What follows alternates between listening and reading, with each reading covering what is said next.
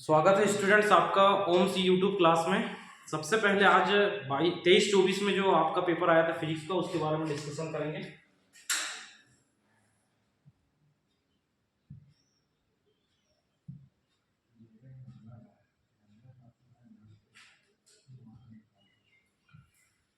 ठीक, सबसे पहला क्वेश्चन है आपका 0.007 मीटर क्यूब में कितने सार्थक अंक है। तो आपको सभी को पता है कि डेसिमल वाली जो डिजिट होती है उसमें लेफ्ट हैंड के जीरो नहीं गिने जाएंगे। तो यहाँ पर केवल और केवल 7 लिख रहे हैं। इसका मतलब ये है कि आपका जो सार्थक अंकों की संख्या है वो कितनी आएगी, केवल 1 आएगी।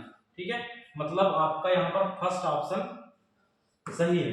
ठीक है, अब इसके बाद सेकंड वाला है कि निम्नलिखित में से प्रक्षेप कोण के किस जोड़े के लिए क्षैतिज परास का मान समान होता है। तो आपको यहाँ पर केवल और केवल एक फार्मूला लगाना था, r बराबर क्या होता है, u square sine 2 theta upon g होता है। ठीक है, यहाँ पर बोल रहा है किस किस कोण के लिए बोल रहा है, तो ये यहाँ पर 2 बार हो जाएगा, r1 बराबर ये हो जाएगा। तो आपको यहाँ पर सीधे सीधे फार्मूला ये लगाना है कि r1 is equal to u square as it is रहेगा, और साइन 2 थीटा मतलब थीटा की वैल्यू यहाँ से कोई सी भी एक रख दीजिए, आप 30 रख दीजिए।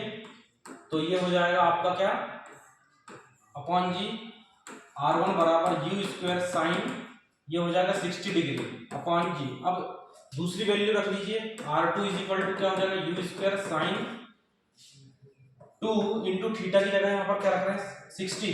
तो ये हो जाएगा r2 की वैल्यू क्या हो जाएगी, यू स्क्वायर साइन 120 हो जाएगी, साइन 120, और आपका अपॉन जी जैसे का वैसा रहेगा। और r1 की वैल्यू क्या आई है, r1 की वैल्यू आई है यू स्क्वायर साइन 60 अपॉन जी। आप इन दोनों इक्वेशन को देखेंगे तो क्या दिख रहा है, पूरा का पूरा सेम को दिख रहा है, जी से जी चले जाएगा, ये यू से यू चले जाएगा, लेकिन साइन 120 और कॉस साइन 60 इन दोनों को जब अपन इक्वल करेंगे, क्षैतिज परास समान बोल रहा है, तो r1 इक्वल टू r2 होगा। तो r1 इक्वल टू r2 होगा, तो ये बराबर ये होगा, मतलब साइन जो 120 की जो वैल्यू है वो साइन 60 के बराबर होगी। और आप सभी लोग जानते हैं कि साइन 60 √3/2 होता है, उसी प्रकार से साइन 120 भी √3/2 होता है। इसका मतलब आपका पहला ही ऑप्शन सही है कि 30 और 60 के लिए क्या होगा, क्षैतिज परास का मान समान होगा। लेकिन अगर आपको इतना नहीं करना तो सीधे डायरेक्ट भी बोल सकते थे कि ये पूरा कोण है, मतलब 90 माइनस 30 करेंगे तो 60 आएगा, और 90 माइनस 60 करेंगे तो 30 आएगा, मतलब 30 और 60 इसमें भी आ रहा है। मतलब आप डायरेक्ट यहाँ से पूरा कोण से भी निकाल सकते थे। ठीक है, अब नेक्स्ट है आपका किस वस्तु में के संवेग में परिवर्तन किस राशि के बराबर होती है।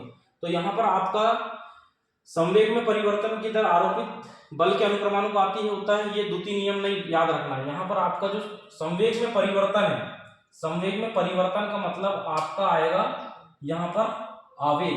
ठीक, आवेग बराबर क्या होता है, सूत्र होगा बल गुणा क्या हो जाएगा, समय, फोर्स इनटू क्या हो जाएगा, टाइम।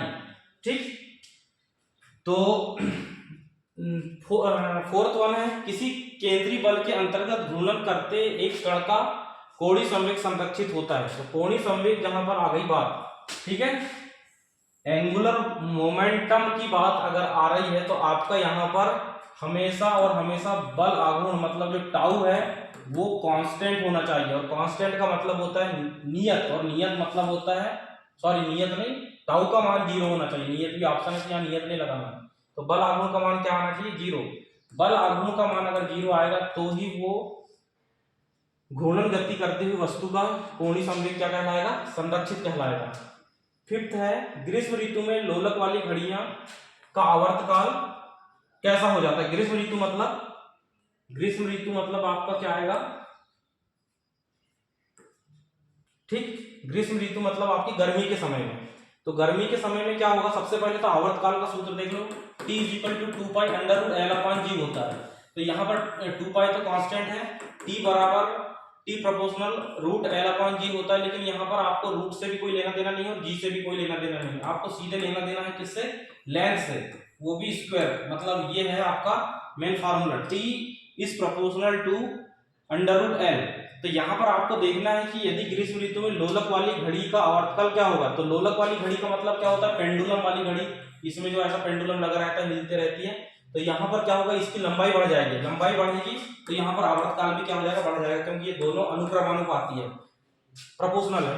तो यहाँ पर क्या आएगा, बढ़ता है आ जाएगा। ठीक है, नेक्स्ट है सरल आवर्त गति करते हुए कण की माध्य स्थिति में निम्नलिखित राशि शून्य होती है बोल रहा है। तो आपको सबसे पहले देखना है कि सरल आवर्त गति क्या है। तो यह है सरल आवर्त गति का तरंग समीकरण, समीकरण बोल रहा हूँ, डायग्राम।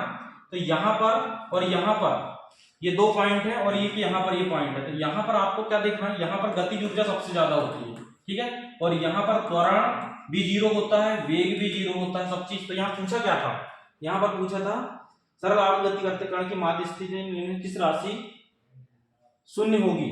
तो यहाँ पर आपका आएगा त्वरण आएगा। ठीक है, यहाँ पर वेग भी दे रहा है लेकिन आपको वेग नहीं लिखना है, क्या देखना है, त्वरण। ठीक, नेक्स्ट है आपका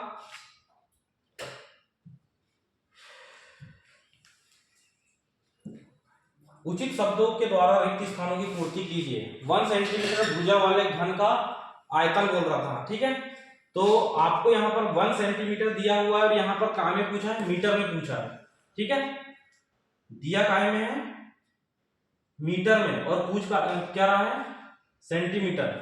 तो आपको यहाँ पर देखना है कि 1 metre is equal to 100 centimetre होता है, लेकिन आपको यहाँ सेंटीमीटर पूछा है तो अपन ऐसा लिख सकते हैं 100 centimetre is equal to 1 metre. लेकिन 1 सेंटीमीटर की वैल्यू निकालना है तो 1 सेंटीमीटर बराबर हो जाएगा 1/100 मीटर। बात समझ गए, जो भी आंसर आएगा यहाँ पर मीटर में आएगा। लेकिन पूछ रहा है घन का आयतन पूछ रहा है, घन का आयतन मतलब भुजा की घात 3, मतलब इसकी घात 3 करना है बस। तो क्या हो जाएगा 1 की पावर 3 और 100 की पावर 3। लेकिन ये 100 ऑलरेडी क्या है, 2 जीरो है, तो अपन इसको स्क्वायर लिख सकते हैं और इसकी पावर 3। तो ये क्या हो जाएगा 1 की पावर 3 मतलब 1 और 10 स्क्वायर और इसका पूरे का क्यूब है, तो ये हो जाएगा 10 की पावर 6 और इसी को ऊपर ले जाएंगे तो 10 की पावर क्या जाएगा -6, मतलब यहाँ पर 10 की पावर क्या जाएगा -6। प्रक्षेप गति में प्रक्षेप के वेग को 2 गुना करने पर उसका क्षेत्रफल कितना गुना हो जाएगा। तो सिंपल सा सूत्र है, r बराबर u स्क्वायर साइन 2θ/g। लेकिन अपने को इतने से कोई लेना देना है ही नहीं है। ठीक है, क्योंकि यहाँ पर केवल वेग से पूछा था, वेग से मतलब पूछा था, तो r पहले u स्क्वायर का। ठीक, लेकिन अब जो दूसरा r है कितना गुना कर रहे हैं, 2 गुना। तो 2 गुना करेंगे तो 2u पूरे का होल स्क्वायर हो जाएगा। तो r2 बराबर क्या गया 4u का वर्ग, और ये u का वर्ग क्या है r1 है, r2 बराबर 4r1। इसका मतलब पहले से कितना गुना हो गया, 4 गुना हो गया। तो यहाँ पर क्या आ जाएगा 4 टाइम्स हो जाएगा। यदि एक वस्तु पर F बल आरोपित करने पर वह v वेग से वेग प्राप्त कर लेती है तब वह शक्ति क्या होगी। तो आपको डायरेक्ट यहाँ पर दिमाग रखना था, P बराबर FV सूत्र होता है। क्या होता है, P बराबर FV। अब ये आया कहां से, अगर ये जानना चाहते हैं तो इसके लिए आपको सिंपल सा एक फार्मूला याद रखना पड़ेगा। जल्दी से यहाँ पर देख लीजिए, तो ये हो जाएगा आपका शक्ति निकाल रहे हैं अपन, तो P बराबर W/T होता है। ठीक है, और आप सब लोग जानते हैं कि ये कार्य है, W वर्क है, तो जो होता है ये कार्य बल गुणा विस्थापन होता है अपॉन T। और यहाँ से अगर आपने F को अलग कर दिए और S/T कर दिए तो S/T को क्या बोलते हैं, विस्थापन बटे समय, और विस्थापन बटे समय मतलब वेग। तो ये आ गया P बराबर FV, यहाँ से आप देख सकते हैं ये आ गया। फिर अब इसके बाद नेक्स्ट आपको देखना है कि सभी ग्रह सूर्य के परितः खालिस्तान कक्षाओं में परिभ्रमण करते हैं, मतलब गति करते हैं। तो आपको सबको पता है कि जो ये आता है इलिप्टिकल मोशन आएगा। इलिप्टिकल मोशन मतलब परिभ्रमण गति आ जाएगा। ठीक है, परिभ्रमण गति, इसमें ज्यादा समझाने वाली बात नहीं है, केपलर के नियम से था ये। सामान्यतः ताप बढ़ाने पर द्रव का पृष्ठ तनाव घट जाता है, इसमें क्या आएगा, घट जाएगा। ठीक है, पृष्ठ तनाव टेंशन का सूत्र है F/L। ठीक है, श्यानता और पृष्ठ तनाव दोनों घटती है, इसमें याद रखना। एक परमाणु गैस के अणु में खालिस्तान स्थानांतरण की स्वतंत्रता की कोटि होती है। तो आपसे अगर कोई पूछ ले कि स्थानांतरण की कोटि अगर पूछ ले किसी भी चीज की, एक परमाणु, द्विपरमाणु, त्रिपरमाणु की अगर किसी की भी पूछे, आदर्श गैस की पूछे तो सबकी 3 होती है, ये याद रखना। ठीक है, और स्वतंत्रता की कोटि 3 प्रकार की होती है, एक स्थानांतरण की, एक घूर्णन की, और एक और होती है। नेक्स्ट अपन आगे चलेंगे। ठीक, सही जोड़ी मिलाकर लिखिए। बायल का नियम, बायल का नियम क्या कहता है?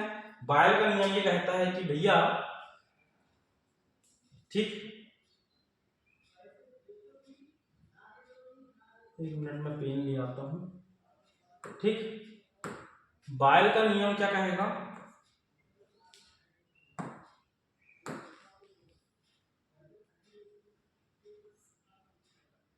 बायल का नियम, बायल का नियम ये कहता है कि जो प्रेशर होता है, दाब, ये इनवर्सली प्रोपोर्शनल होता है किसके? आयतन के, वॉल्यूम के। तो यहां से अगर आपको निकालना है तो पीवी बराबर नीतांक आ जाएगा। ठीक है, अगर यहां पर अगर अपन बात करें, इसको हटाएं तो बराबर और ये नीतांक, मतलब ये जो बायल वाला है ये पीवी बराबर नीतांक कहां पर आ रहा है? सेकंड नंबर में आ रहा है ये। ठीक है, चार्ल्स का नियम क्या कहता है? चार्ल्स का नियम ये बोलता है कि जो टेम्परेचर होता है, ठीक है, प्रेशर और टेम्परेचर, मतलब ये होते हैं एक दूसरे के क्या? अनुक्रमानुपाती। मतलब यहाँ पर जहां पर P और T दिख रहा होगा, P/T, वो आ जाएगा आपका क्या? नीतांक। तो ये आ जाएगा चार्ल्स का नियम में, ये डी नंबर का। दाब का नियम, दाब का नियम में जहां प्रेशर दिख रहा होगा वही हो जाएगा, तो ये आ जाएगा लास्ट वाला। आदर्श गैस समीकरण आप सभी लोग जानते हैं, पीवी बराबर एनआरटी होता है, मतलब ये आ गया। और मेयर का समीकरण सीपी माइनस सीवी हो जाता है। ठीक है, सीपी माइनस सीवी बराबर आर। सीपी यहां पर क्या हो जाएगी? एकांक दाब की विशिष्ट ऊष्मा और एकांक आयतन की विशिष्ट ऊष्मा। ठीक है, और रुद्धोष्म नियत प्रक्रम में ये जो गेमा दिखता है वही वाला आंसर कहलाएगा। तो इसका क्या जाएगा? पहला वाला, मतलब ये आ जाएगा छठवा, ये आ जाएगा आपका पहला, ये आ जाएगा आपका पांचवा, ये आ जाएगा PV/T, ये आ जाएगा सेकेंड, और ये आ जाएगा PV बराबर RT। PV बराबर RT आ जाएगा आदर्श गैस समीकरण चौथा, और P/T आ जाएगा तीसरा। ये हो गई आपकी मेजदा कॉलम। ठीक है, अब इसके बाद नेक्स्ट है वन सेंटेंस या वन वर्ड में आंसर देना है आपको। उस कारक का नाम लिखिए जिस पर किसी वस्तु का जड़त्व निर्भर करता है। तो आपको सबको, सभी बच्चे जानते हैं कि जो जड़त्व होता है वो किसी भी वस्तु के द्रव्यमान की माप होती है। ठीक है, तो यहाँ पर सिंपल सा है, यहाँ पर क्या आ जाएगा? मास आ जाएगा। ठीक है, पृथ्वी तल से पलायन चाल का मान पूछ रहा है। ठीक है, पलायन चाल बोला है, पलायन वेग के नाम से जानते थे आप, लेकिन कंफ्यूज हो गए होंगे। तो पृथ्वी तल पर बोल रहा था तो 11.2 किलोमीटर पर सेकंड लिखना था। कई बच्चों ने 11.2 लिख के छोड़ दिए हैं, आधा नंबर मिला होगा। ठीक, जो गलत था। किलोमीटर पर सेकंड का मतलब होता है कि एक सेकंड में 11 किलोमीटर चले जाता है। ठीक है, कोई भी वस्तु अगर उसको पलायन वेग से फेंकते हैं। किसी तानित तार में पार्श्विक विकृति और अनुदैर्ध्य विकृति के अनुपात को प्यासो अनुपात कहते हैं। प्यासो अनुपात या पाइसन निष्पत्ति भी कहते हैं। ठीक है, पाइसन निष्पत्ति भी बोलेंगे। ठीक है, तरंग के अध्यारोपण के कारण उत्पन्न एक घटना का नाम आपको सबको पता है, व्यतिकरण, इसका आता है आपका व्यतिकरण ही आता है। क्या आता है? व्यतिकरण ही आता है।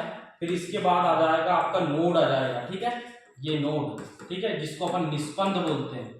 क्या बोलते हैं? निष्पंद। अगला है प्रगामी तरंग किसे कहते हैं? तो इसकी परिभाषा यह है कि किसी माध्यम में आगे बढ़ती है और ऊर्जा का स्थानांतरण करती है, ऐसी तरंग को क्या कहेंगे?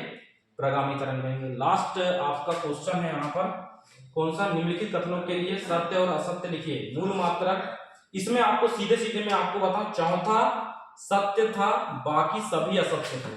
ठीक है, अब आप देख लेना, दैट्स इट।